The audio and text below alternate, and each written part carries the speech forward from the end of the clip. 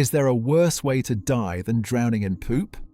This is the story of how 60 of medieval Germany's most powerful nobles died, not in battle, not from plague, but by falling into a pit of human excrement. It's called the Erfurter Latrinensturz, which translates literally to Erfurt Latrine Fall. German, as always, is a wonderfully direct language, and while the name might provoke a laugh, what happened on July 26, 1184 was genuinely one of the strangest and most horrifying disasters in medieval European history. To understand how this happened, you need to understand the political powder keg that brought all these people into one room in the first place. Like the Red Wedding in Game of Thrones, almost all the people in this room would never leave. The Holy Roman Empire in the late 12th century was not a stable place. Emperor Frederick Barbarossa, one of the most formidable rulers medieval Europe ever produced, governed through a system that relied almost entirely on the loyalty of his vassals, and that system had recently been tested to its breaking point. The greatest of those vassals, Henry the Lion, Duke of Saxony and Bavaria, had refused to support Barbarossa's military campaigns in Italy. That refusal contributed directly to the emperor's defeat at the Battle of Legnano in 1176. Barbarossa did not forgive easily. By 1180, Henry the Lion was outlawed, and by 1182 he was stripped of his duties and exiled to England, leaving behind a massive power vacuum. Into that vacuum rushed competing claims and territorial disputes across the empire. One of the most heated involved a land dispute between Landgrave Louis III of Thuringia and Archbishop Conrad of Mainz. Louis was Barbarossa's own nephew, a member of the Ludowingian dynasty who had ruled Thuringia since 1172. Conrad of Wittelsbach was no minor figure either. He was the Archbishop of Mainz, Arch-Chancellor of Germany, and a Cardinal of the Roman Catholic Church, a man who had studied in Salzburg and Paris. These were two of the most powerful men in the empire, and their dispute had escalated to the point where it could no longer be ignored. Barbarossa, rather than handling it personally, sent his son. Henry VI was just 18 years old at the time, already acting as co-ruler and currently en route to a military campaign in Poland. On his father's orders, the young king diverted to the city of Erfurt to mediate this public beef. Erfurt in 1184 was a thriving city with structured streets, a functioning market, and significant buildings that reflected its importance as a trade centre. It was a logical place to hold a major assembly. The Hoftag, or court day, was called, and nobles from across the empire were invited. Over 100 high-profile noblemen answered. They began gathering on July 25th during the Feast of St. James, with the main negotiations scheduled for the following morning. On the morning of July 26th, the elites of medieval German society packed into a second-floor room near Erfurt Cathedral. Historical sources disagree on the exact building. Some say it was the provost's building, others the bishop's residence, but both were part of the Petersburg Citadel complex. What they do agree on is that the room sat on an upper floor, constructed with wooden beams and planking spanning between stone walls. The problem was that those wooden beams were rotten, and everyone in that room was about to free fall. Years of damp winters, small repairs, and heavy use had weakened the structure beneath the floor. On an ordinary day, it held up well enough, but this was not an ordinary day. The crowd was larger than the room had ever accommodated, packed shoulder to shoulder. And these weren't peasants in linen tunics.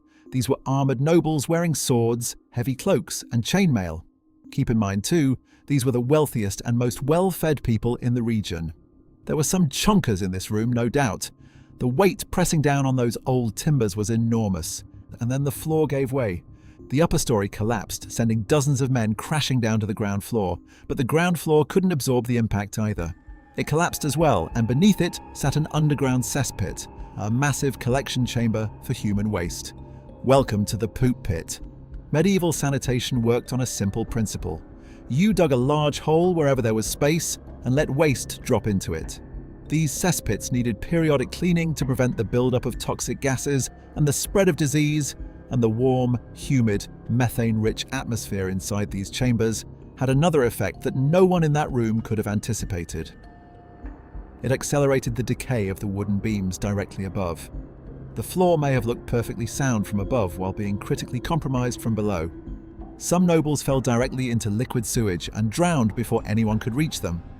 Others were crushed by falling timbers or by other bodies landing on top of them. Some suffocated in the confined space beneath the collapsed floor, where toxic gases from decomposing waste had displaced the oxygen. And here is perhaps the grimmest detail of all. Many of those who survived the initial fall and found themselves in the cesspit tried to escape, but few medieval nobles knew how to swim. The accumulated waste had a consistency that created something like a quicksand effect. They couldn't get footing, they couldn't pull themselves out. They drowned in human excrement. Death by poop quicksand may be the most obscene way to go out. About 60 nobles are confirmed to have died.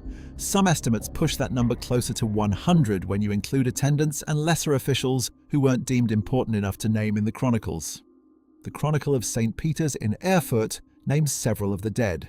Count Friedrich I of Abenberg, Count Heinrich I of Schwarzburg, Count Gosmar III of Ziegenhain, his brother-in-law Burgrave Friedrich I of Kirchberg, Count Burchard of Wartburg, Beringer von Vellingen, and then, as the chronicle chillingly notes, other lesser names who simply were not recorded. There's a piece of folklore attached to Heinrich of Schwarzburg that's too perfect not to mention. He apparently had a favourite expression, and whenever someone proposed something outrageous, he would say, "If I did that, I'd have to drown in the privy." He drowned in the privy. Now, the three men at the centre of the entire dispute all survived. King Henry VI had chosen to sit in a stone window alcove, and when the floor collapsed around him, that alcove held firm. He and Archbishop Conrad grabbed onto the iron railings of the window and held on until rescuers arrived with ladders. Landgrave Louis III, the man whose quarrel had prompted the entire assembly, fell but somehow survived. Henry VI wasted no time getting out of Erfurt. The young king immediately departed to resume his military campaign, leaving the dispute between Louis and Conrad completely unresolved. For a king who depended on the appearance of stability and control, a deadly accident at his own royal assembly was a catastrophic embarrassment. The political consequences rippled across the empire. The deaths of so many nobles at once created power chaos throughout the region. Heinrich of Schwarzburg's estate passed to his brother Gunther II. Gosmar III's holdings went to his daughter Liutgard, who would later marry Louis III's own brother Friedrich, which is a rather convenient outcome for a man whose dispute started the whole affair. Henry VI went on to become arguably the most powerful monarch in Europe, at one point holding Richard the Lionheart himself as a captive. He died in 1197 from what was described as a chill caught while hunting, though scholars suspect malaria or possibly poison. Louis III joined the Third Crusade but fell ill before reaching the Holy Land and died on a ship sailing towards Cyprus. Archbishop Conrad outlived them both, dying in 1200 at roughly 80 years of age. The disaster eventually passed into folklore. In 1853, the German writer Ludwig Bechstein included a version of the story in his Deutsches Sagenbuch, a collection of German legends and folktales, though his retelling changed several names and details. To this day, archaeologists have been unable to pinpoint the exact location of the collapse. Research at both the Petersburg and the cathedral area has revealed structural elements, but no massive cesspit. The Petersburg monastery was later built over with a fortress, destroying even the deepest foundations. Had Henry VI died that day, this event would almost certainly rank among the most famous moments in medieval history. Instead, the Erfurt Latrine disaster remains a footnote, remembered mostly for its grotesque absurdity. But it deserves more than that. It's a reminder that the gap between the grandeur of medieval ceremony and the squalor of medieval infrastructure could sometimes be as thin as a rotting wooden floor, and on one terrible morning in 1184, that floor finally gave way into a poop-filled trap. Thanks for watching, and see you next time.